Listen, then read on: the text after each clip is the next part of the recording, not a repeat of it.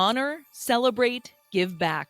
Medic Now Foundation presents the 2025 Salute to Service celebration on October 25th, a night where patriotism meets performance. Get your tickets now by clicking the banner on our homepage, onedegreeoutside.com, and in our free 1 Degree Outside weather app.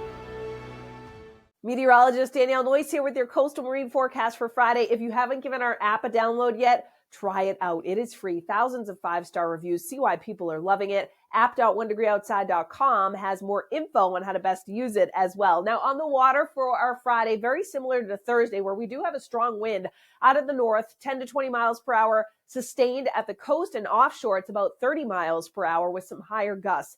Otherwise, lots of sunshine. The rip current risk coming down ever so slightly in spots when you get along the south coast and back down to Jersey, but it is still elevated in a lot of eastern Massachusetts and New Hampshire seacoast, southern Maine coastline, and the outer Cape too, because the wave action is still high and will actually peak during the day on Friday. So more sheltered spots, 0 to 1 foot sea here from the south coast, Long Island Sound, and then back over towards Buzzards Bay, but it's a 2 to 4 foot sea over the Vineyard and back over towards Nantucket Sound, and then 5 to 7 foot seas all the way from Davis Bank stretching back to the outer Cape during the day tomorrow. The wind will gust to 30 to 35 miles per hour from Pollock Rip and Monomoy Point, stretching back down towards Davis Bank and just south and east of Nantucket. The rest of us, it is a breezy day, 20 to 30 mile per hour gusts in a lot of spots. Just offshore here from Boston Harbor Light, points east, 5 to 6 to 7 foot seas offshore. Close to the coastline, it's more like a 2 to 3 foot sea, and that wind 20 to 30 miles per hour in terms of gusts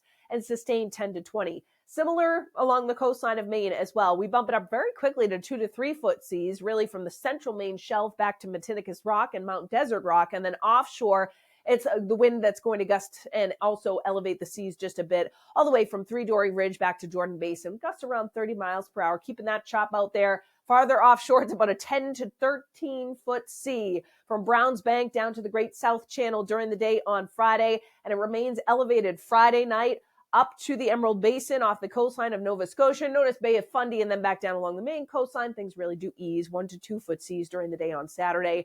Higher wave action still about 8 to 10 feet offshore will gradually ease during the day on Sunday as the wind also shifts around and comes out of the south and kicks up a bit about 10 to 20 miles per hour. If you like what you see here in terms of content, you can get more by becoming a member and help support our 1 Degree Outside mission. We appreciate the support. 4 membership levels to choose from, and all the details on each one and how to sign up is at membership.onedegreeoutside.com.